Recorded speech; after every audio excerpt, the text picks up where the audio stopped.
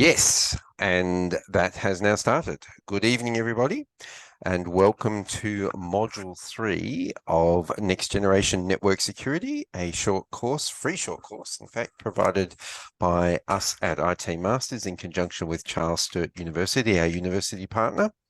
While everybody is filing in, as is our normal practice, we'll have a couple of minutes of silence and we will just wait for everybody to get in the door because for some reason it does seem to take a couple of minutes to do so. While you're waiting, you might like to just say hello in the chat and let us know where you're from and what everything is like there. In the meantime, welcome aboard and we will chat back to you in about 2 or 3 minutes.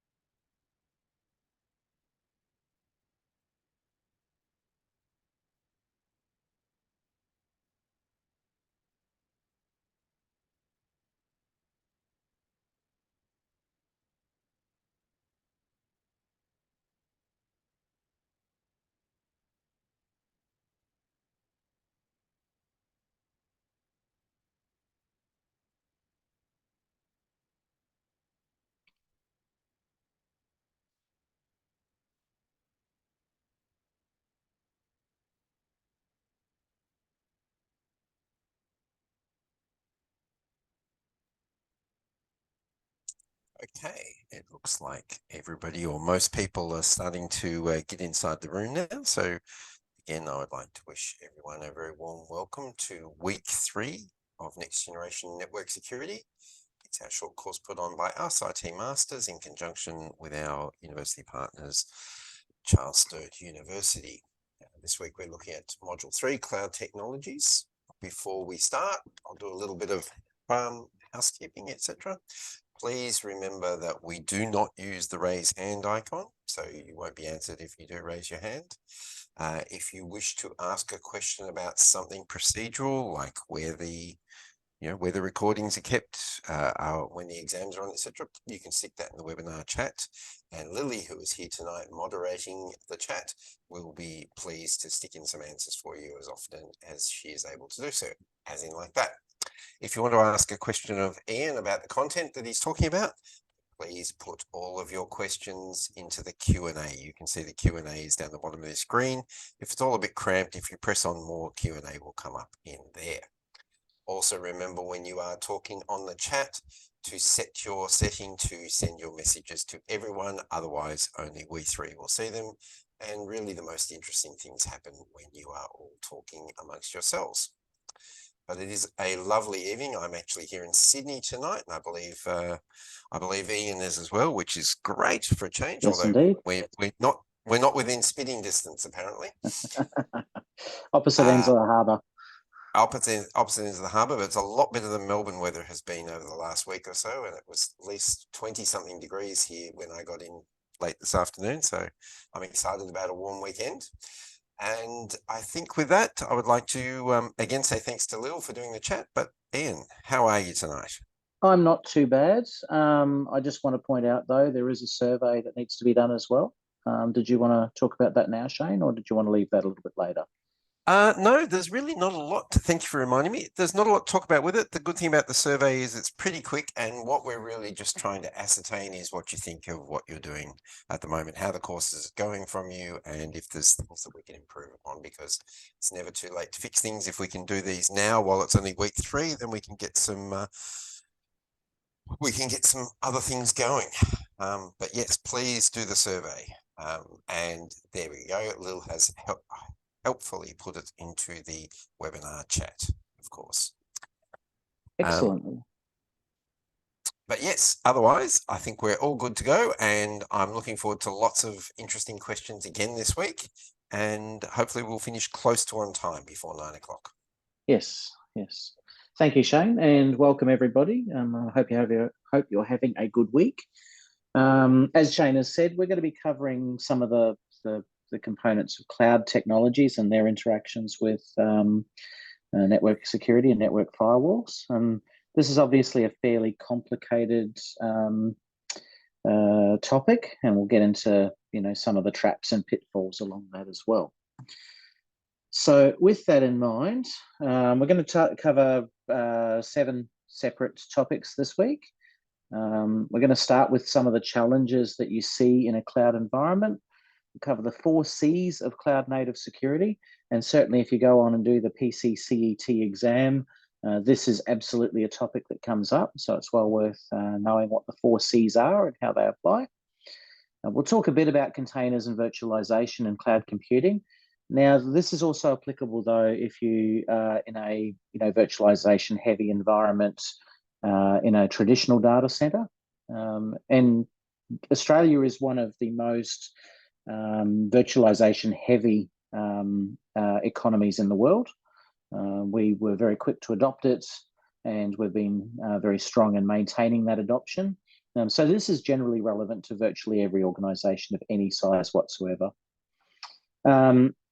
We'll talk about serverless technologies. We'll talk about cloud versus on-prem and the differences between them. Obviously, not so much the differences between them from a compute point of view, but certainly from a security point of view. We'll talk about Sassy, Secure Access Service Edge, and CSPM, Cloud Security Posture Management. And obviously, as ever, I will pause to answer questions as we go, and there will be whatever time is left at the end of the evening to cover some of the additional questions that get asked. So please keep them coming, and we'll do what we can to address them. So let's start with some modern challenges. And obviously, cloud is, relatively speaking, modern. It's been around sort of around 18 years now in various forms. And computing terms, that is a relatively short period of time. But obviously as well, the advent of containerization in a cloud environment, the advent of serverless and so on has impacted that somewhat as well. So let's start with some of the basic challenges of security in the cloud. Probably the first one, and this is something that if you work with Amazon in particular, you'll hear a lot. Cloud vendors have the concept of what is called a shared responsibility model. And essentially, that means that there is a split in responsibility when it comes to the cloud and its use. And in summary, customers are responsible for security in the cloud, particularly of your data, particularly of your services as you use them, and so on. The configuration of your services is absolutely, in most cases, your responsibility as a customer. Conversely, the cloud service provider, be that Amazon or Microsoft Azure or GCP, are responsible for security of the cloud. So they're responsible for keeping the data center secure. They're responsible for patching the hypervisors that might be in use. If you use a managed service or a serverless, they'll also be responsible for the security of those environments as well. But they take absolutely no responsibility whatsoever for making sure that your configuration and your data are appropriate and appropriately protected. And that is absolutely by design. Shared resources. Obviously, public cloud is by definition a shared resource. The computing infrastructure that your cloud services are running on is shared with multitudes of other customers, unless you're paying for dedicated resources, which is a thing, a very expensive thing. And that in turn comes with it a certain number of risks. Yes, theoretically, escaping from a virtual machine into others is possible, and there are known attacks against some forms of containerization, for example. Now, those sorts of threats have been pretty well dealt with over the years, but there's still a real issue. The other thing to consider here is that the way networking is constructed in a cloud environment is very different to a traditional network. So a traditional network relies very, very heavily on various forms of semi-physical isolation and segmentation. That doesn't work so well when you've got a virtual switch. It becomes a lot harder to logically separate services when you've got everything in a small number of VPCs, virtual private cloud networks. That in turn starts to steer towards using zero trust network access type solutions where everything is treated as untrusted by default and you steer traffic based on those trust relationships that you mutually authenticate as you use them. And obviously, one of the advantages of cloud is the cost. That cost or lack thereof comes from the fact that you've got lots and lots and lots of customers, reusing and oversubscribing infrastructure by design, noting that the average virtual machine might only use a few percentage points of CPU usage, so you can get a lot of them onto a single device. But what happens when one of your neighboring customers on the same tin that you're on suddenly, has a burst of usage, especially if you're using certain classes of, say, EC2 instance, such as the T-series instances, which do, to a degree, provide a best effort type approach. And it's important to remember with that availability becomes a security problem in that sense. Availability is absolutely part of the CIA triad. Confidentiality, integrity, and availability are all security considerations. And obviously, that in turn means that there are design considerations here too, in terms of ensuring that your network access is appropriate and secure and available. I touched on it already to a degree, but there are very big differences in the way networking and network infrastructure are treated in the cloud versus what you would do in a traditional on-premises environment. You can't rely on VLAN separation in the same way in the cloud. You could theoretically use VPCs or similar constructs to achieve the same outcome, but that gets complicated. It's risky. It's highly likely to lead to misconfigurations. And so as a general rule, you wouldn't do that. Permissions, access control lists, and so on all change in behavior compared to traditional networking. So where on a traditional layer 2 or 3 switch, you might use access control lists, where on a traditional firewall, you might have a fairly simplistic approach to security zones, maybe a standard border firewall approach of having a demilitarized zone and a separate inside zone. While you could theoretically do that in the cloud, it's not necessarily the easiest or best way to do it. And again, this is where using a zero trust approach, where you assume that everything is untrustworthy until it proves otherwise, is actually a better approach and actually becomes an easier way to manage as well. I mentioned the shared responsibility model. This slide is straight from Amazon Web Services and gives a good indication of the boundary in general terms between what the customer, what you as the end user of a cloud service are responsible for, and what Amazon Web Services will take responsibility for. Now, there is a bit of a blurred line here. If you're using an as a service offering or a serverless offering, or say their RDS service, their database engine, then this yellow or orange section can actually move up the stack a little bit, up as far as maybe the platform section. Customers are still responsible for customer data, and customers are still responsible for making sure that access management is under control. But in that case, things like patching the operating system become an AWS responsibility. And it's important to understand where that boundary is when you're dealing with the cloud, because if you don't and you get it wrong, you could actually leave yourselves fairly vulnerable with no recourse to the cloud provider. Before we move on, Shane, there's only the one question. Do you want me to tackle that one perhaps? Yeah, why not? And it's Okay, something I so do want to talk about in the tick too. sure.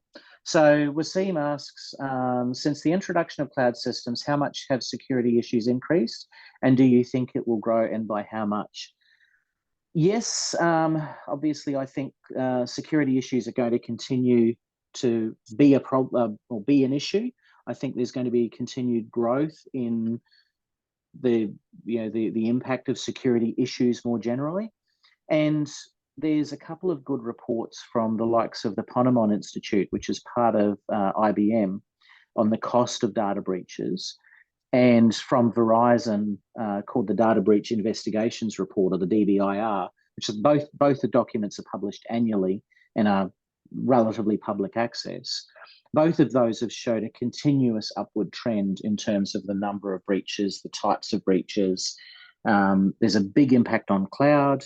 And interestingly, the big thing that has appeared for the last several years has been the cause of data losses being misconfigurations.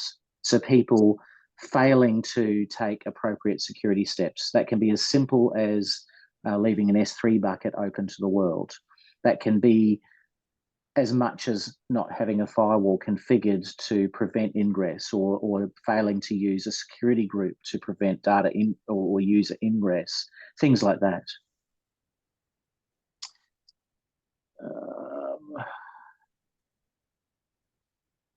Are there standard policies in place for cloud systems implementation?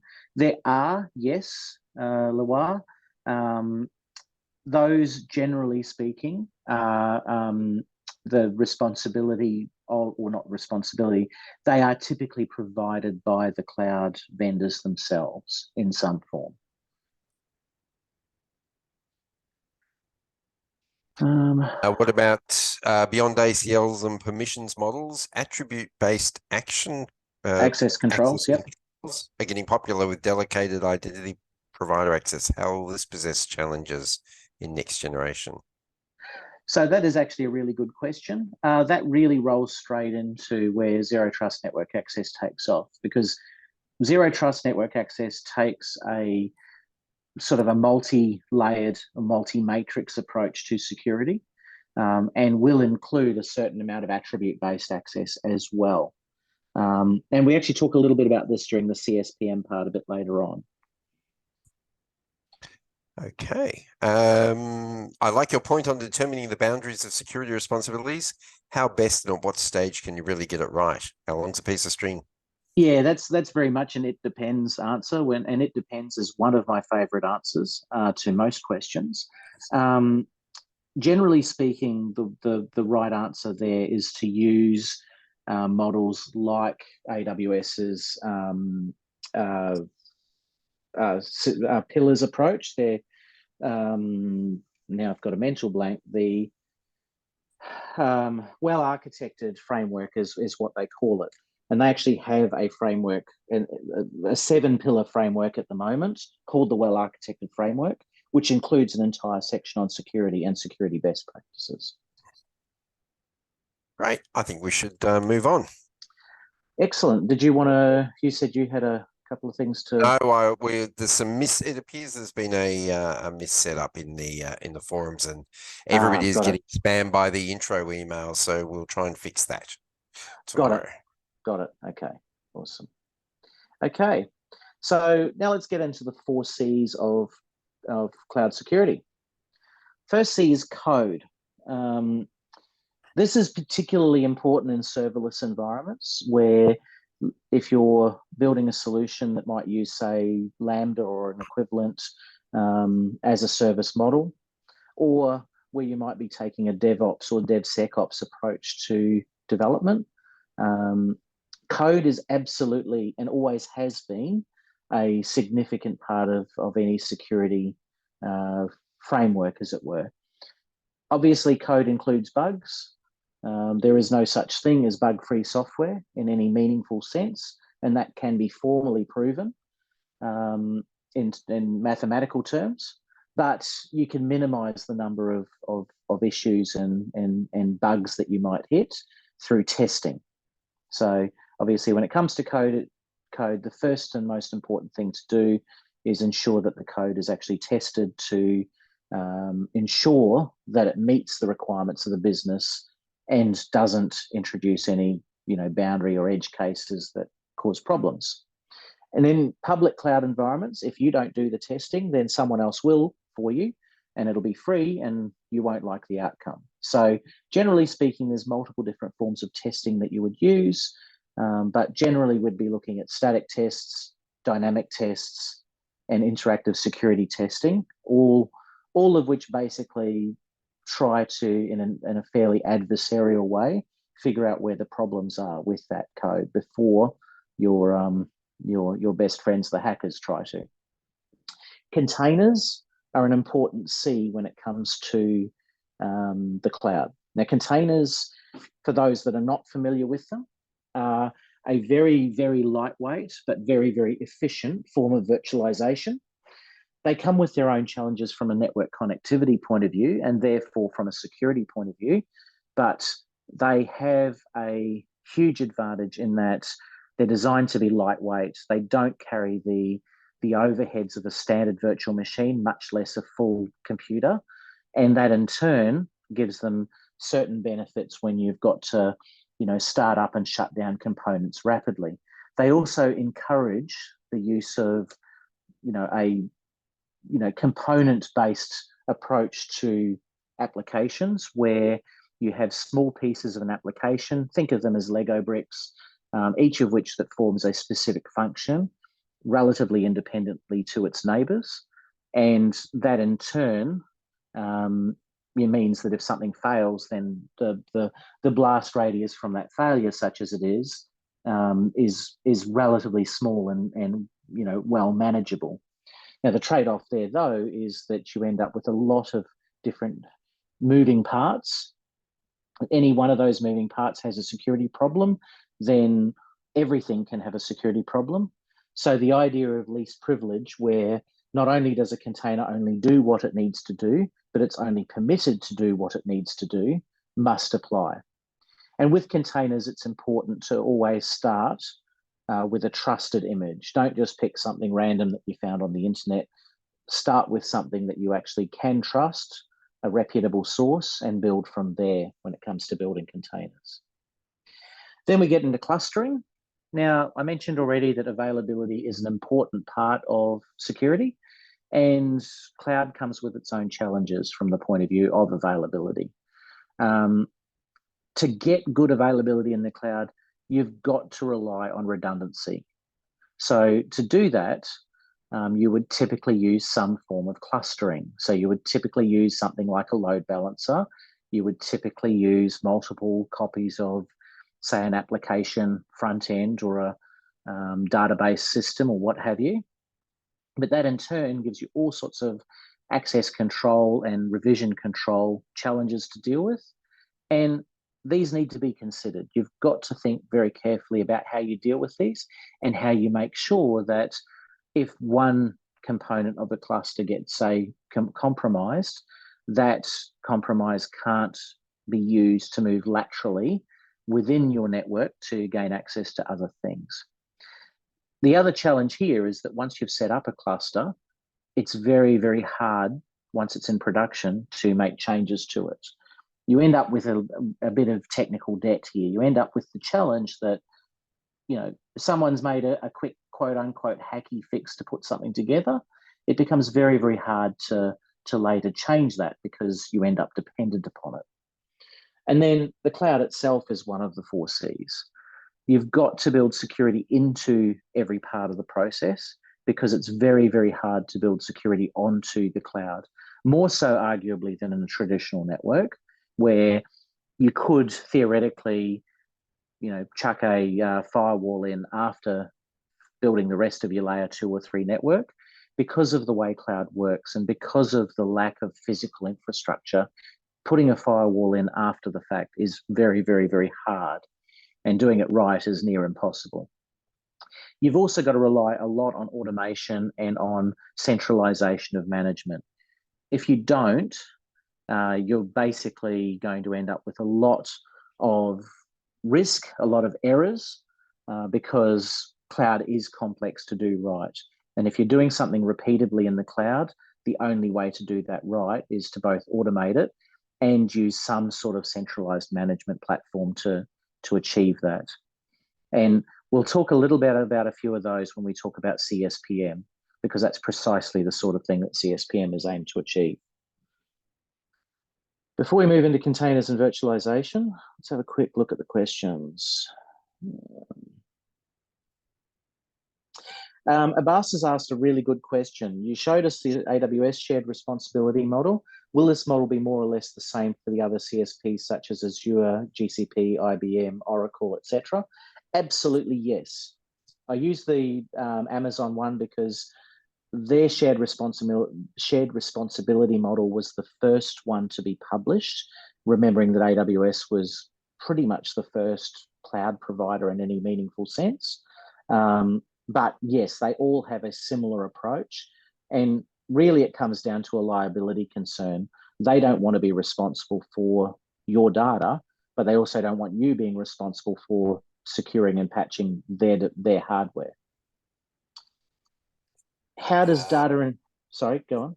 Oh, you go on. Kanal asks, how does data encryption ensure security in cloud environments? That is an excellent question, Kanal. So in terms of the CIA triad, confidentiality, integrity, and availability, data encryption addresses both confidentiality to the greatest degree and integrity to a lesser degree when assuring security. Now, by default, many cloud providers now encrypt at rest and in transit within their environments. So in Amazon Web Services case, for example, encryption is now the default for many services with data at rest. And that's done in a manner that also makes it very difficult, if not impossible, for the cloud vendor themselves to gain access to that data. So that is absolutely a key part of cloud security. How are containers different from VMS in their application? Let's talk about that in the next few slides. Okay, there's another one that we'll talk about later on, which is on premises versus cloud. Yes. What about, given the ever-evolving cybersecurity landscape and considering trends that are going to shape cloud computing, how is ransomware as a service or a disservice going to impact cloud environments? Sorry, I'm just trying to find that question so I can... It's right down the bottom. Oh, yes. Yep, there it is. So ransomware as a service.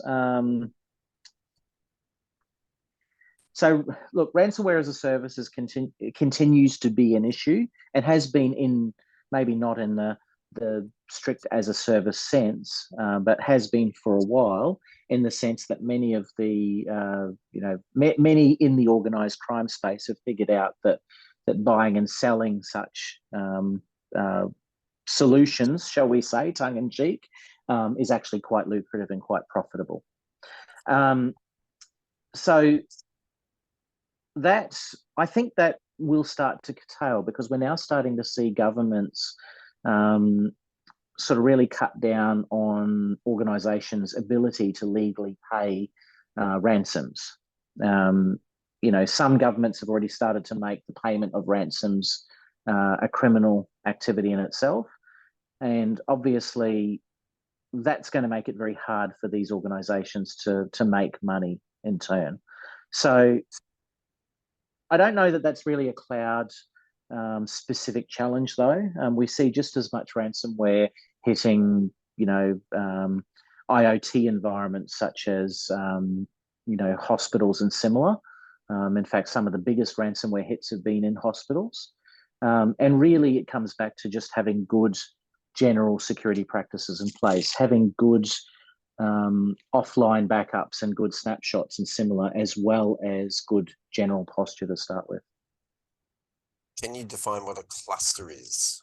So a cluster is a collection of, in this case, when we're talking in the cloud, a collection of services that are all providing the same function, but doing so in some sort of harmony. So in the case of, say, a firewall, a clustered firewall would be a pair of firewalls or a pair of virtual firewalls potentially that both have the same configuration and both equally share in some way in the distribution of the load that they get from network traffic. We'll do a couple more. How about configurations and management external libraries? So I think that question's sort of asking around on the previous slides, the automation and centralization of management. That's absolutely part of automation. You can't really effectively automate without having repeatability in the libraries and the services that you automate. So most cloud providers provide that as part of their centralized solutions, but you could just as easily have a library service built around, say, GitHub or similar, and many do. With the architecting of a system on cloud to ensure high availability, is there still a need for organizations to perform DR exercises? I'm guessing the answer is yes. Absolutely, in my view. Realistically, a recovery plan that has not been tested is of very little value. And that doesn't change just because of the use of cloud. In fact, we've seen recently a couple of different cloud vendors. In fact, the two biggest in Australia in terms of market share, both have fairly significant outages of their own that did have knock-on effects of their customers. Great. Awesome. Let's roll on. Okay, March ahead. So we'll start with virtualization. We're going to talk now about virtualization and containers and the differences between them. And we'll also talk, of course, about how that interacts with networking and therefore network security. So we'll start with virtualization. Now, many of you will already be very familiar with virtualization. You've probably used it for a long time, potentially without even realizing it. Since many modern operating systems have virtualization as a key component of what they do. Essentially, though, a virtualized platform relies on something called a hypervisor. Now, hypervisor basically provides supervisory functions that interface between the hardware, the physical tin, the server, the PC, whatever you might be using, and the guest operating systems that you actually run inside a virtual machine. Now, there's two types of hypervisor that are recognized. There's a type 1 hypervisor that runs on what we would call bare metal. So essentially the operating system is the hypervisor. And so VMware's ESXi would be considered a type 1 hypervisor. It's a very, very lean Linux operating system in that particular case, really just enough to then run VMware itself. And then, of course, everything that you actually want to do, you do in a virtual machine. Then there's the type 2 hypervisor. So that might be Parallels or VMware Workstation, where it's just another application that runs in your standard operating system and is probably the more common one in the sense that if you've got Microsoft Windows, Hyper-V is actually a key part of the Windows operating system these days and has been for quite some time. Now, the key thing with virtualization is that it gives you the ability to run full real operating systems inside your operating system. So essentially allows you to run multiple copies of Windows or, Windows alongside Linux or, if you're running the right sort of platform, Mac OS alongside Linux and Windows, essentially gives you the flexibility to create multiple computers in the usable application sense on one physical piece of tin. And the economic advantage of that is that it allows far better utilization of the hardware. So the average server, when running as a standard, say a Windows server or a Linux server, for example, really isn't doing a lot most of the time. CPU utilization might hover around 1 or 2% on average, which in turn means you could potentially run 50 to 100 virtual machines on that same server and not generally oversubscribe or oversaturate that machine's ability to do its job. So from a business point of view, virtualization makes a lot of sense. It also allows you to segment things. So you can have the database admins with their own infrastructure sitting alongside, say, the physics department at a university. And typically you wouldn't want both of those groups having admin access to the same physical server, but with virtualization, you can give them effectively the same thing. It's also very, very easy with virtualization to switch on new assets. Back before virtualization, if you wanted a new application spun up, you'd place an order with your favorite hardware vendor. 6 weeks to 3 months later, the hardware would turn up. Someone would have to put it in a rack, power it on, install the operating system, et cetera, et cetera. Now, virtualization can shorten that from being 6 weeks at best to mere minutes if it's done right. And obviously, from a capital expenditure and an operational expenditure point of view, that all leads to savings. Less hardware, less electricity, less cooling, less everything, really. If you're renting space in a data center, less rack units, all of that. Virtualization also lets you shut things down when they stop getting used and spin them back up quickly when you suddenly need them again, which on a server becomes a little less trivial. Obviously, though, more software, more copies of Windows, more copies of Linux, more copies of Mac OS means more things to patch when there's a problem, and there's a security issue, and things inevitably get missed. And yes, it is possible to jailbreak a virtual machine and jump from one virtual machine to another. There are theoretical vulnerabilities in that space, and there are very real ones as well. And between virtual machines on a server, seeing network traffic and therefore securing it becomes slightly more difficult. Now, if we compare that to containerization, now containerization is not in itself new. It's been around a very long time. Solaris zones and BSD jails were both invented in the early 2000s. And before that, many mainframes had something that you would call a container solution. Either way, Docker, which has been around for around 14 years now and is probably the most predominant form of containerization these days, was basically based on the concept of a BSD jail, but with some significant enhancements that make it much, much more usable and friendly compared to a BSD jail. The intent here with containerization is that you don't need to virtualize an entire operating system. You generally only need a percentage of it to do what you need to do. Because if you think about what Windows includes, if you're running a Windows server, probably 99% of a standard Windows installation is not actually needed to do whatever that application is doing. That's what containerization is intended to achieve, is to get rid of that 99% and just give you the 1%. So applications generally work pretty well in it, assuming you put the thought into putting them together. It gives you pretty good separation, not quite as good as virtual machines, but you can still get a certain amount of control over what applications do. But the big advantage is speed. If you need to start up a new Docker instance, you're talking sub-second for many of them, where doing that with a virtual machine, well, it's still quicker than starting a server. You're still talking, seconds to start something up. And that in turn allows a whole bunch of additional interesting approaches when it comes to how you handle applications and so on. An entire concept called microservices has come out of this concept of containerization.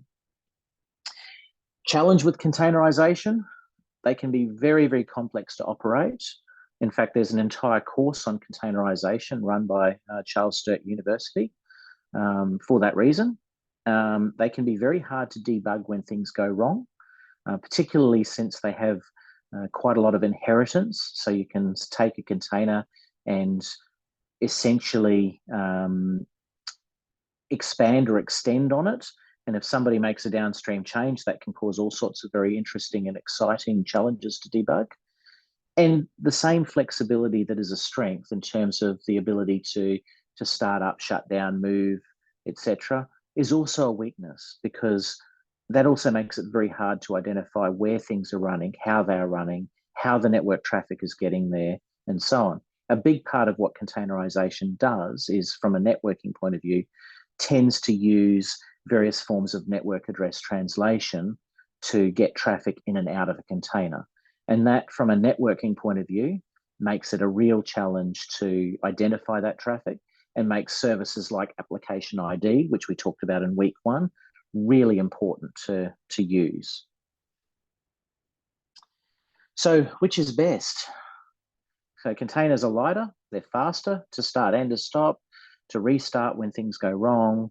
They're leaner, so they don't consume anywhere near the resources. So where with a virtual machine, you might get 100 virtual machines onto a single server, you can potentially get 1,000 containers onto that same server before the server starts to get overloaded. But they're also a lot more complicated. There's a lot more thought that needs to go into them. They're a lot more different in the way networking and services work, even compared to virtual machines, which in themselves are somewhat different from a traditional networking topology and architecture. Virtual machines, better separation enforcement. You can do something that's much closer to traditional networking with a traditional virtual machine environment. It's generally easier to debug because you've got a full operating system there. So VMs tend to behave broadly the same way that the Windows operating system or Linux operating system would on real hardware. Because of that, most operating system vendors and most hardware vendors are pretty good at supporting virtual environments, especially these days with the vast majority of Australian businesses using them.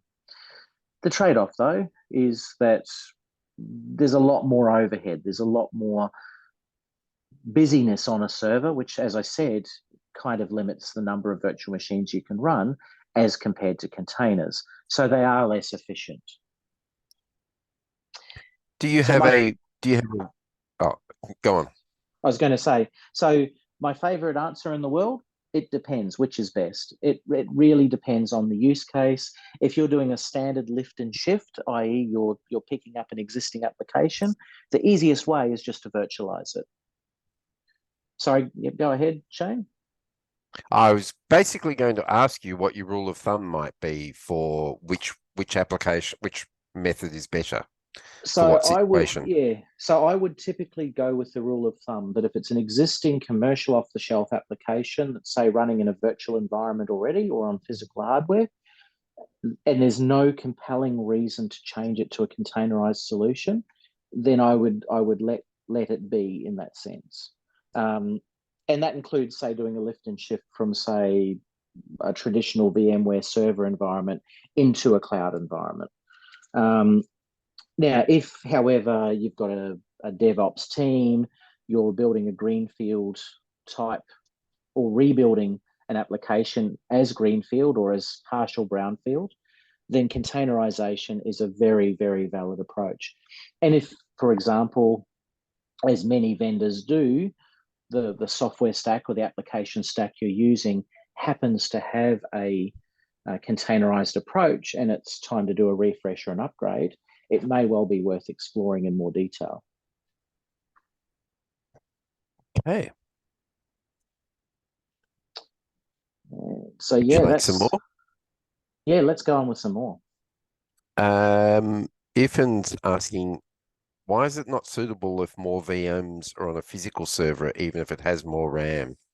So memory is one aspect when it comes to the number of virtual machines or the density of virtual machines that you can get onto a server. The individual utilization of those virtual machines is, of course, a consideration. If you've got 5 very busy virtual machines, that's probably going to overwhelm some servers. But memory is certainly not the only consideration here. CPU utilization is important. Disk I/O, how much disk, how much network does it need? And so the rule of thumb where I said 100 VMs, that is a rule of thumb. That would be for a typical business environment where the individual applications, with the assumption that those applications have a one-to-one relationship with a copy of, say, Windows or Linux, they would be good candidates to all put onto a small number of servers. Now, if though you're dealing with, say, a high performance computing environment where CPU utilization is high, memory utilization is high, it may not make economic sense to buy a server big enough to run lots and lots and lots of virtual machines. You may have to settle for more smaller hardware and take a horizontal scale approach to them. Great. Given that virtualization introduces additional software layers such as the hypervisor, how do you mitigate any associated risks? Are there security protocols that you have in place to safeguard against the potential vulnerabilities in these environments? That's a good question. Defense in depth is really the answer here. Obviously, the best guard against, say, a defect in the hypervisor itself, and they do happen, it's software. Software has bugs always, is to ensure that the hypervisor itself is well patched. Now, there are also CPU related issues. There's bugs in the hardware itself or in the microcode on the hardware itself that can be used to, extract information from adjacent virtual machines. Now, when those are identified, the best you can do is take the steps that the hardware vendor, for example, Intel or AMD, recommend in order to mitigate those. In terms, that most operating systems have various memory management techniques, such as address space randomization, that help mitigate against the typical script kiddie attacks. But really, as with any security, relying on any single approach or technique to protect is fraught with risk and danger. How do you monitor network traffic between virtual machines, given that it's really difficult to track it? So there's a few different ways you can achieve that, depending on the hypervisor or virtual machine infrastructure that you might be using. So VMware, for example, have a solution called NSX, which is specifically designed to make it easy to connect VMs together through networking, whether they're on the same same hypervisor, the same piece of hardware, or on adjacent servers or on servers on the other side of the continent. Now, those tools also generally give you the ability to hairpin that traffic through either a physical or a virtual firewall, or to do some sort of tap where you can basically sniff that traffic and maybe pump it into an intrusion detection system, if that's what you need. So generally, that's the answer, is to essentially force the traffic through a security device at the right points. Now, what is the right point? That depends, just like it would in a traditional network. You wouldn't typically put a firewall between every server if your servers were real hardware. You'd typically have your servers aggregated and you'd put a single firewall in front of a group of them, essentially taking a perimeter type approach. And you'd do the same with a traditional firewall approach in a VM. So you'd essentially aggregate them and you'd either have a virtual or a physical firewall that hairpins all of that traffic. But going back to what I said about zero trust network access, you'd also very likely use some sort of application-based security approach as well. You might use something like CrowdStrike, dare I say it, on the hosts themselves. So some sort of XDR or EDR solution on the hosts themselves to detect and mitigate threats at that level as well. And again, we're talking defense in depth here. So you'd use an EDR or XDR solution, you'd use some sort of security solution like a firewall, and we'll talk about CSPM, Cloud Security Posture Management, in more depth as well. Okay, this is sort of a multi-pronged question. How easy is it to migrate VMs to a container back and forth, and does it work better one way or the other? Is it seamless? Can you? Sometimes. It depends very much on the application. Generally speaking, it's not a straight, it's not like the, VMware, for example, have entire tool sets dedicated to P2V, physical to virtual, or V2V, virtual to virtual migrations. both to and from VMware. Doing it to and from containers is generally more involved for the simple fact that when you're migrating to a container, you're very specifically not getting an entire copy of an operating system.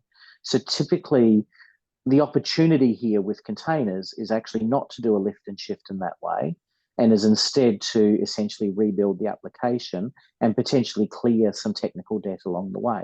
But that in turn is why I say if your existing application is working well for you, then letting it lie, as it were, and simply keeping it as a virtual machine is not a silly approach. If, however, you do have the ability to redevelop it, or the vendor who has provided to you provides a containerized solution, then it may be a good opportunity to rebuild it the way that maybe you figured out over the intervening years it makes sense to use it. In response to the last question, Pratik's mentioned both in the chat and to us that in AWS, the VPC flow logs, third-party RPS, yes, network packet capture, you can grab all of that stuff. Absolutely, yes. And I was going to get to that as part of CSPM, but 100% correct. The clouds vendors also, as he rightly says, provide a range of different tools to monitor and track network traffic and therefore security traffic. And it is relatively easy to insert various security devices into and between VPCs in order to, or virtual private clouds in order to identify and mitigate traffic. Okay, one last question. How does a hypervisor manage network traffic between VMs on the same host compared to VMs on different hosts? And could this impact network performance and security? That is an excellent question. I love it. So most hypervisors have two forms of virtual switch. So a virtual switch is just a logical device that is designed to emulate as best as possible for the operating systems that are running in any guest virtual machines, a traditional network. So it's designed to look to all the world like an Ethernet network, like a switch. The networking people will know that there are some very subtle differences in the way a virtual switch operates. But that said, there are actually two forms of virtual switch in most modern hypervisors. There's the vSwitch, the virtual switch, which is just designed to basically stitch up a network, a virtual network between the guest operating systems running on a single hypervisor and the network cards, the network interface cards of the real hardware that the hypervisor is running on.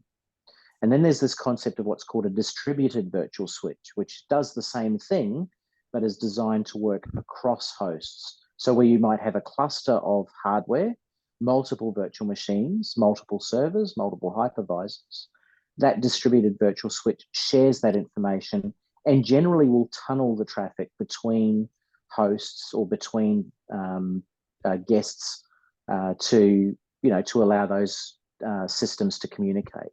So broadly speaking, to those guest operating systems, they see a switch, they see an Ethernet network. They're not, broadly speaking, aware of the fact that they're virtualized. As far as they're concerned, they're talking to a real host. But how the hypervisor does that does differ depending on the vendor. VMware have about 5 or 6 different ways to do it, whether you're using NSX or not, for example. Proxmox have a different approach. Hyper-V has yet another approach. But generally speaking, there's some form of tunneling of traffic that results. And that in turn poses its own challenges for network security. Okay, let's keep going. Awesome. So let's talk about serverless now. So serverless is again, a relatively new concept, at least in the way it's implemented. And it's, from a network security point of view, it raises all sorts of very exciting and interesting challenges, partly because if we go back to that shared responsibility model we talked about, there's a lot less of the stack that is the responsibility of the customer. and that includes in many cases the underlying network to varying degrees. So the amount of VPC that is exposed when you're dealing with serverless can be much less in an AWS environment compared to the same solution running, say, as a container within an EC2 instance. So a couple of myths to explode though. Serverless doesn't mean there's no server, of course. Just means that the server isn't yours to concern yourself with. But what it does mean is that essentially you're responsible for just an application, if that. If you think about S3, the simple storage service that AWS provide, that is a serverless solution. But you don't even manage the package. All you're managing is the data and the permissions that go to it. But some various key examples of serverless include Lambda, Azure Functions. Both of those services basically provide a functional approach to code, where essentially you can provide a script that runs under certain conditions and they'll get run. Some of you may remember a tool called If This Then That.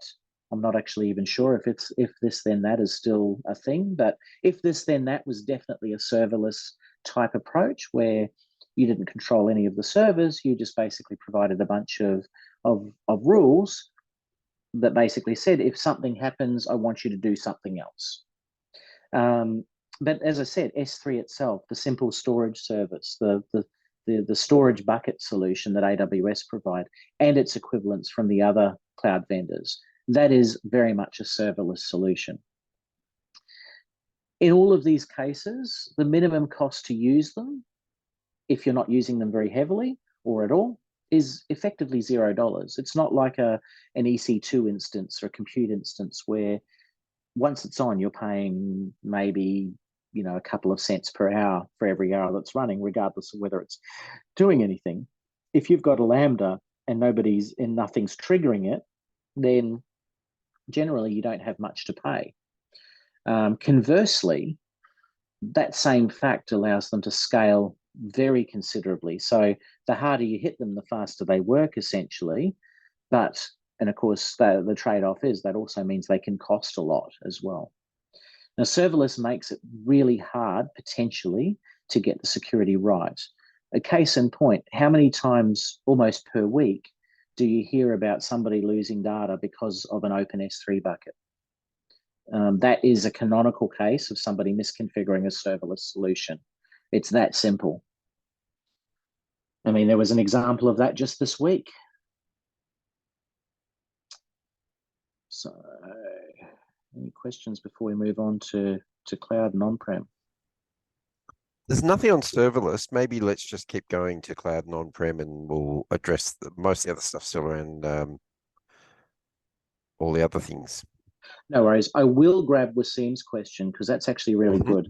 Lately, I've been hearing S3 buckets left unmanned or open or similar. Is there an obligation from providers to protect those to prevent exposure to hackers? No, there is not. And I can say that unequivocally.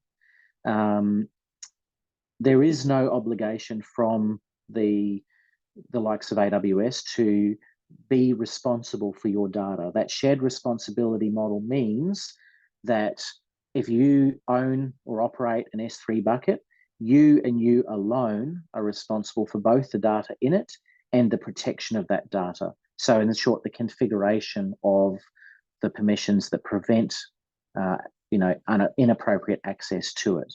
And AWS, Microsoft, Google, IBM, and Oracle have all been very, very, very clear on that fact. Now, that said, using Amazon as an example, they relatively recently, in the last few years, changed the defaults for S3 buckets to make it much harder to leave them open to the world accidentally. That said, it's still very possible to do, and we see that on a, almost daily basis. I'll just trickle on, unless I can't see any other quick ones there. So we'll catch up some more at the end. Yes, there's plenty to catch up on. Oh yes, it's good. It's brilliant. Cloud versus on-premises. What are their strengths? What are their weaknesses? So let's talk about cloud versus on-prem. Obviously, many of you will be, in broad terms, familiar with running an on-prem environment. Many of you will have used or have seen data center infrastructure. Now, in broad terms, there is no real difference. As a funny sticker I've seen several times says, there is no cloud. It is just someone else's computer. But that said, that same fact leads to some nuances that are quite important. So in the cloud, visibility on the network can be hard.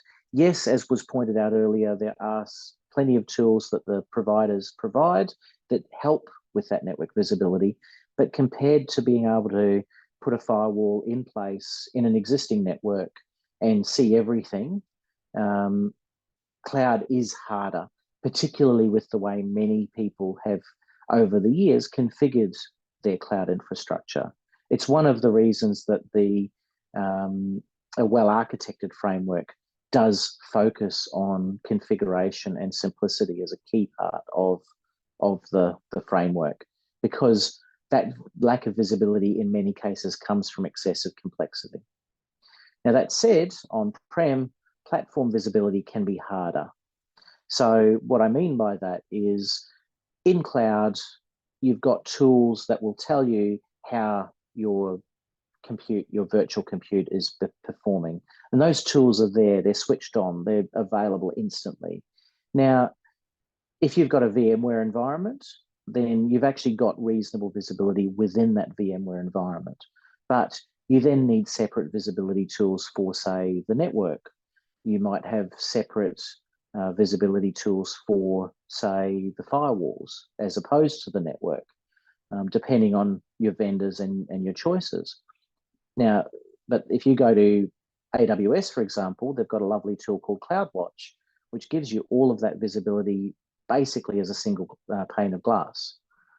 So they don't necessarily give you fine-grained network visibility in as much of a flexible way as you could do on-prem, at least not as a turnkey solution, but they do give you the rest of the platform visibility in a very, very clean way. And I mentioned AWS, you can absolutely substitute any of the other cloud vendors there. Cloud, where I say network visibility is hard, the trade-off is you can also know your network traffic very well and very effectively, and you can generally use security groups and the like, or various forms of access control to know your traffic or block all your traffic. So you essentially can very tightly constrain what goes on within the cloud. So you might not be able to see it that clearly, but at least once you know what's supposed to be there, you can really tighten it down. Whereas in a typical on-premises environment, particularly if your data center is also part of your main office campus, you're going to have all sorts of weird and wonderful traffic on there. And in turn, locking it down and blocking it can be really problematic. The business might not like you. If you work at a university, for example, up to, and I can speak from experience having run a large university network in the past, up to 80% of the traffic on that network will be unknown to you, or will be weird and wonderful stuff that you just wouldn't expect in a typical data center. Cloud security profiles are part of the solution. Misusing them is easy enough to do, but they are there, and they're there natively. There's nothing to add on as such. As long as you do it right to start with, then you're in good shape. But conversely, unless you've got a very modern and very well-considered network architecture, the concept of security profiles at a system-wide level is essentially non-existent. You can do it on a component-by-component basis. And if you've got very, very modern networking infrastructure, you might even be able to do end-to-end security profiles with some degree of success. But in a traditional layer 2 to 3 hardware-based network, that's not the case. That becomes very, very challenging to deal with. Similarly, automation, policy-based automation, where you basically define a security policy and programmatically enforce it. In the cloud, the same fact that you have security profiles everywhere means that you can also do security policy in an automated way relatively easily. And in fact, the cloud vendors generally have tools to do precisely that. Conversely, doing that in a hardware networking environment will probably involve a bunch of scripting. Now, there are various tools to achieve that, but because of the difference even within a given networking vendor between different hardware, let alone across vendors, and most organizations do use multiple networking vendors in some form, that becomes a real challenge. So that then gets us into Sassy. So before we go on, let's have a look. No questions there. So I'll come back to that question from Simon at the end, because that is actually a really good one that I can wrap up the course with. Yeah. There was one early on about, is cloud security more vulnerable than on-prem due to latency? Latency really isn't a security hazard as such. It can be part of the availability challenge, of course. But no, I don't think that cloud is inherently more or less secure than on-prem in that sense. There can be additional availability challenges with cloud. For example, if you lose access to the cloud, regaining access can be harder than opening the door to the data center and walking in. But that just becomes an availability challenge that you deal with through good security posture management as much as anything. Great. Okay. Cool. Let's talk about secure access service edge, because this, along with zero trust network access, is key to good cloud security as much as anything, as well as good security more generally in a modern networking world where many people will work from home, as we do. So essentially what Sassy provides, and I'll refer to it as Sassy because that's the common phrase for it, secure access service edge though. Essentially it's designed to combine a lot of the functions of SD-WAN and zero trust network access and VPN and firewalling in a very cloud and mobility friendly way. So it basically builds on what we talked about last week and the week before, and provides a turnkey type solution to not only wrap all of that together and make it work, take the benefits of SD-WAN for campus to campus use, zero trust and VPN access for mobile and end users, but also include a bunch to make cloud work better, cognizant of the fact that cloud, as we've talked about in the previous slides, brings its own interesting challenges from a networking point of view. Now, it also generally includes some level of management and control of various as a service offerings. Now, how that's done varies with the vendor, but when I talk about as a service offerings, I'm talking about, infrastructure as a service and so on as well. Now, this generally also ties into some form of secure web gateway, where essentially you get some visibility into how and what people are doing in a corporate environment in particular. So essentially allows you to not only see, but then enforce, what might be an acceptable use policy or similar.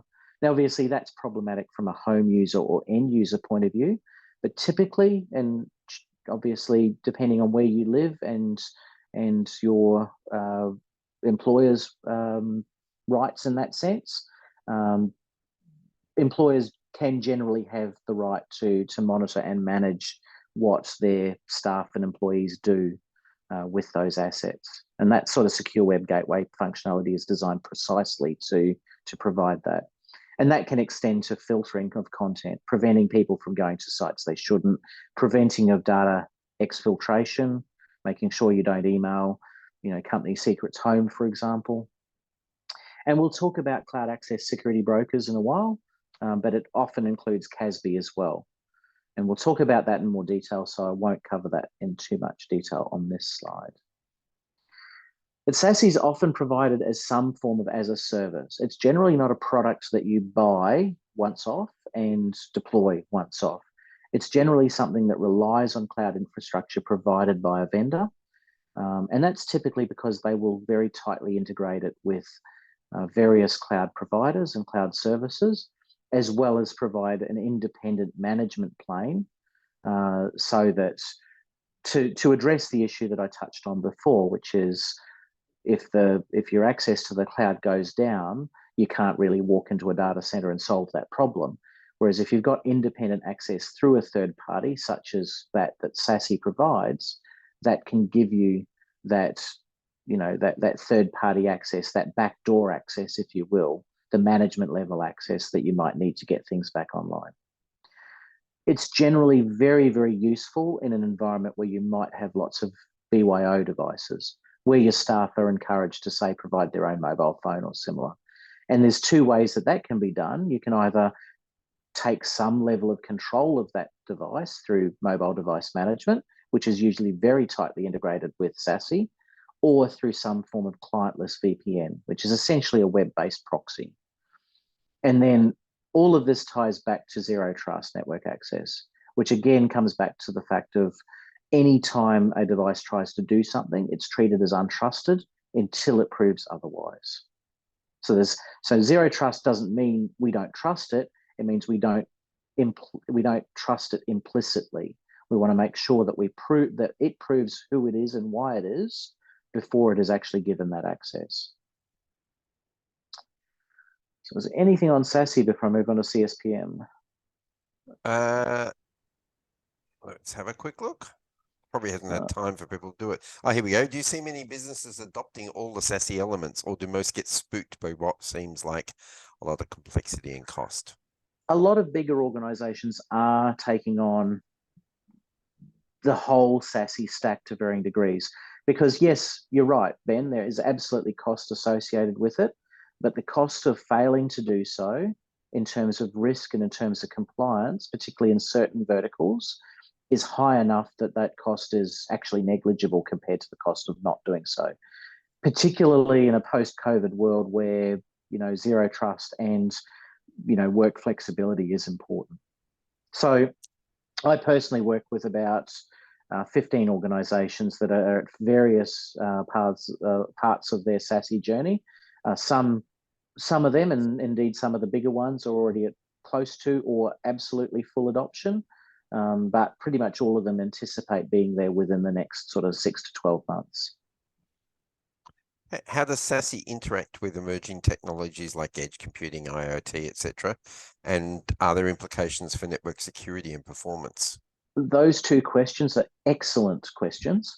So Sassy, like any of these components, and similar to the discussion we had in the previous weeks about zero trust, IoT in particular becomes a little bit of a challenge because you can't exactly run a VPN type agent or an XDR type agent on a typical IoT device. So that's where on one of these previous slides I talked about the interaction, or touched on the interaction between Sassy and a traditional next-gen firewall.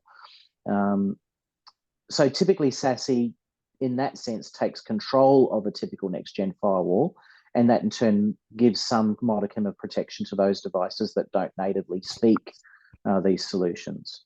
In terms of implications for performance, obviously from a network security point of view, integrating security onto a thing is always better than adding security afterwards. That's a truism regardless. The closer to the edge that you can perform your security functions, the better.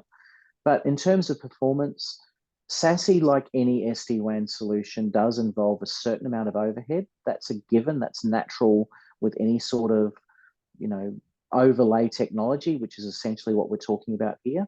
But with modern hardware and modern networks, that impost is actually negligible. We're talking 1 or 2% of a gigabit Ethernet link worth of performance impact in general terms. Okay. Can we integrate a Sassy solution while having a traditional network? How hard is it to switch? Is there more of a learning curve?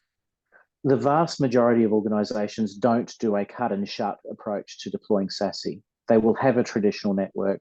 They will start by some sort of incremental approach, running, say, a Sassy style solution on, say, a subset of their users or on a subset of their environment, and incrementally deploy it over time.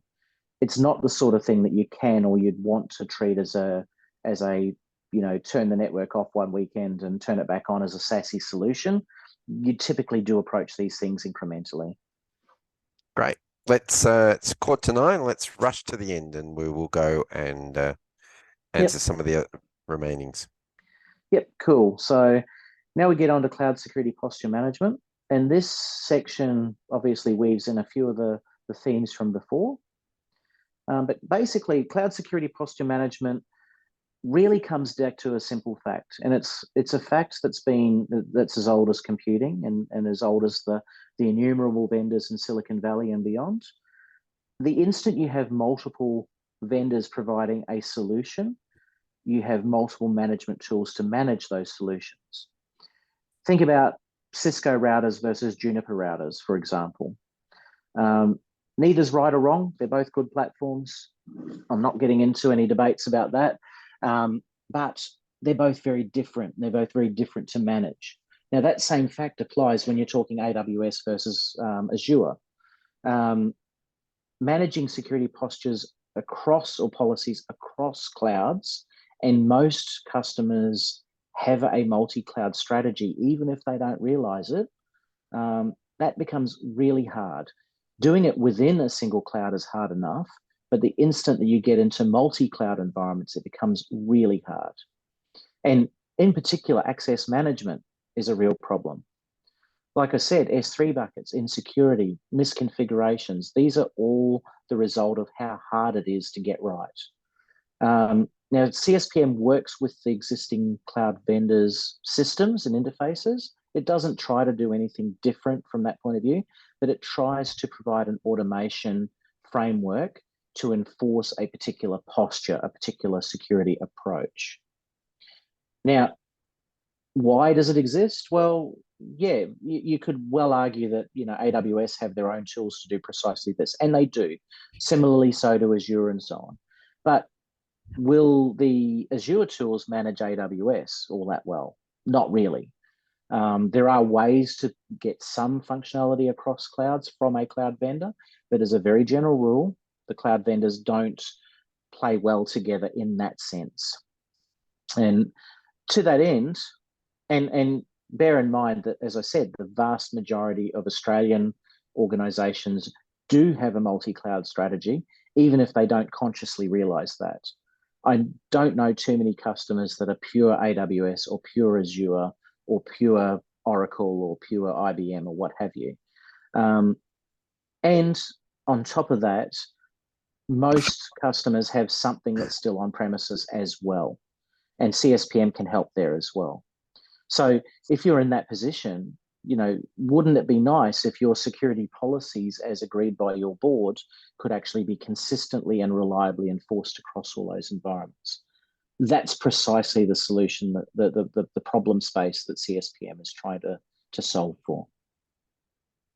So that's the takeaway there for CSPM, that essentially it's designed as a one-stop shop, a single pane of glass that is designed to provide a consistent view of the security policies across multiple clouds, and indeed across on-prem environments as well in many cases. So with that, okay, and we're getting pretty close to time, I think we hit the number this time. Yeah. Let's look at some questions. We've got 17, so people have got about a minute or two to get other questions in, because frankly, we won't get to the end of all of them. Yeah. Could you replace the typical outside-inside firewall config with an edge next generation firewall and Sassy? You absolutely could, yes. And you typically would in some form over time. As I said earlier, you wouldn't do it as a cut and shut. You wouldn't turn the network off one weekend and switch it back on in that mode, but you might take an incremental approach. And many customers are downsizing their hardware, their firewall asset mix in favor of a solution that involves a lot more software, such as Sassy. Okay, I'm just going to put this one, but I think this one might be something you could put into the forum to share some examples of misconfigurations you've encountered that pose security risks.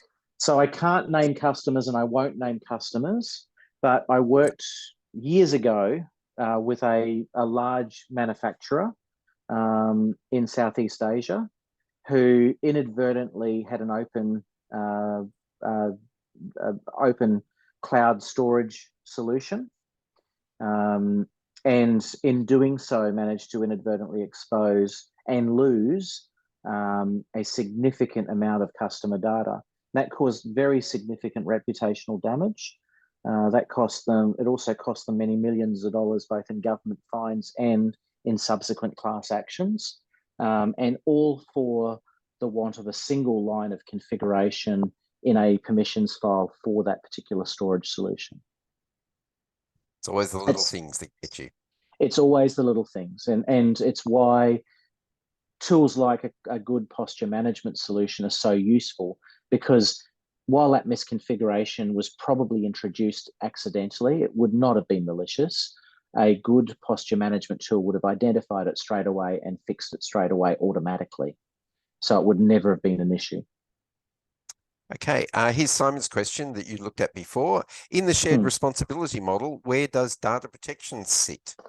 Predominantly, data protection rests with the customer, predominantly. Now, obviously, there's an implicit understanding that data protection extends down to making sure the data centers are secure. No one can walk in and walk out with the data, with the disks that your data rests on.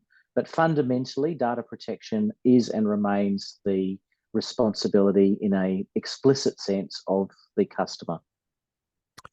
How do serverless functions handle network latency and performance issues, especially when interacting with other services or external APIs? That is another excellent question there. Best effort is the strict answer there. So generally, serverless has a certain amount of what's called a timeout, where if it doesn't get a response within a certain amount of time, the process will not be allowed to continue to run. And that's because the whole point of serverless is it should be one shot. It should be, run and 15 seconds later it's finished and on to the next thing. If not, then you're talking a server. You're not talking serverless anymore. So generally speaking, that's a consideration that when you're building a serverless solution, you need to think about is how are you going to handle, the non-response of something else. And generally the best way to do it is to make sure that, you fail gracefully, essentially. Okay, how does VM isolation contribute to security? The same way any isolation between, say, servers does. The biggest way is that if a given virtual machine gets breached, and breaches to some degree are unfortunately inevitable, you don't have the problem of lateral movement. That is that breached virtual machine being easily used to gain access to other more important things. Now, back in the early 2010s, Target Corporation in the United States, this is a very well publicized breach. They actually had a network isolation challenge in the sense that a third-party contractor to them got breached. That contractor's access to the target network ultimately allowed the attackers to gain access to the point of sale systems within Target's network, and ultimately led to Target Corporation losing a lot of money through credit card skimming, among other things. So that's a good example of where network isolation went very wrong, but that same logic can extend to virtual machine isolation or to system isolation more generally. Please help explain the difference between Sassy and security as a service, CCaaS. That's a really good question of us. So Sassy is an as a service security offering. So there is, in that sense, no difference. But SecAS is a much broader topic because there's much more to security as a service offerings than just Sassy on its own. Okay. In your experience, how well do CSPM tools handle automating security remediation? And what are the potential downsides of enabling auto remediation across production systems? So, like any automated or auto remediation platform or auto remediation solution, that's the sort of tool that you don't deploy into production without a lot of testing first, because automation in a production environment needs to be treated with caution, of course. But that said, generally speaking, once they're well tuned and tuned to your environment, they work very, very well. And because the big risk with auto remediation is that it can end up fighting itself. It can end up actually causing availability challenges. And as I discussed earlier, availability is absolutely part of a security solution. Okay, this question's references an earlier one, and it might be our second last one, I think, given that we got about 3 or 4 minutes. How would you troubleshoot a scenario where a virtualized server running a serverless application is experiencing intermittent connectivity issues and slow performance despite having layer 7 firewall rules configured in the Meraki dashboard? But wait, there's more. While also ensuring that the Sassy framework is correctly applied and that the hypervisor's virtual switch configuration is not introducing latency. So I would approach that in the same way that I'd approach it in a traditional hardware or traditional on-premises virtualized environment. I'd start from layer 1 and work upwards from there. Gather whatever information you can at each layer until you identify where the problem is or problems are and remediate from there. Okay. With serverless, does the vendor assume responsibility for DR planning? Yes and no. Yes, they do in the sense that at some level, the cloud vendor has a responsibility for the underlying infrastructure, and that includes very explicitly a certain amount of responsibility to provide both resiliency and durability. Now, that said, none of the vendors will give you an ironclad commitment in that sense. So the general guidance says you wouldn't run a serverless solution that needed to be very, very highly available in Amazon's case, a single region. If you really needed ultra high availability, you'd go across multiple regions or at least across multiple availability zones. How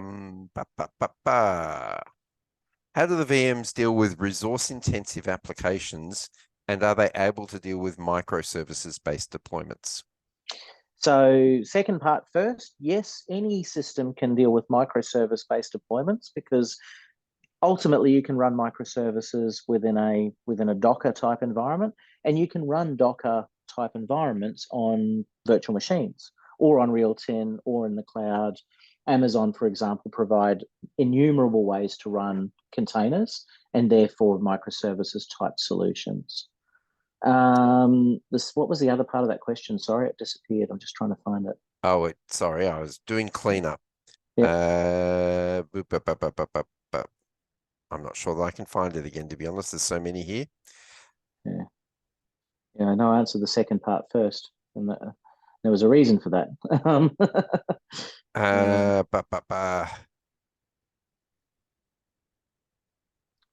just trying to find it, sorry.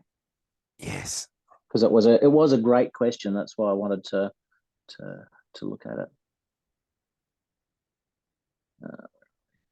It was with the VMs dealing with resource-intensive applications. How do they do? Yes. So most virtual machine infrastructure works on a best effort basis. So there is no, while VMware, for example, does allow you to prioritize virtual machines and therefore ensure that they get a bigger slice of the pie if they need it.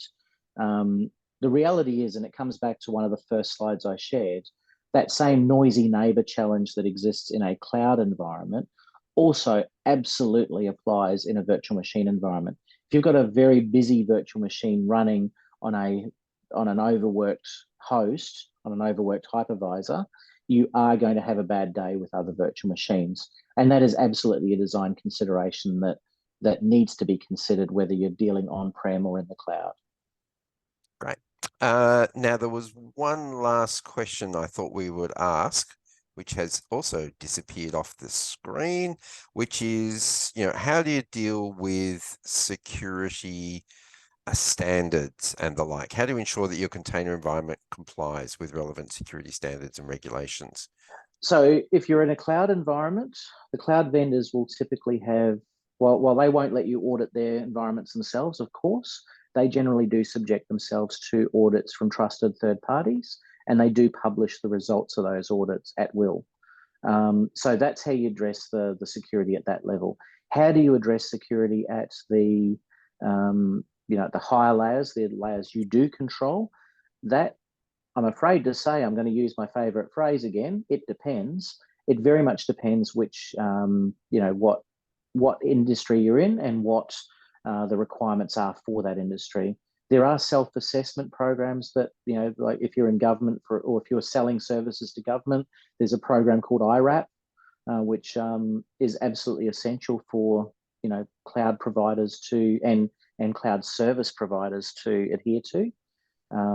But you generally take the same approach you would to a traditional virtualization environment. And testing is a part of it, auditing is a big part of it, and that auditing would include configuration audits. Okay, I think it's bang on 9:01. So we've still got about a dozen questions left. Unfortunately, if you've missed having your question answered, I think you can bring them along to the forums and have a good chat there. There's been some good stuff. We had a request to put the Q&A into the system, and I'm not 100% sure whether we do the transcripts of the Q&A in the actual learn.itmasters.edu.au platform, but if we haven't, then we will get them for this week, and you can get them when you log in there. That's one of the ways of getting the recordings, getting the questions, and later on doing the exams and the quizzes so that you can do the exams. But in closing, I'd like to thank Lil for sterling work on mastering the webinar chat. And again to you, Ian, thanks very much for this week. It's been fascinating, and I look forward to a big bang next week for finishing off. Sounds good. Thank you very much for your time, everybody, and have a great week. Great. Thank you.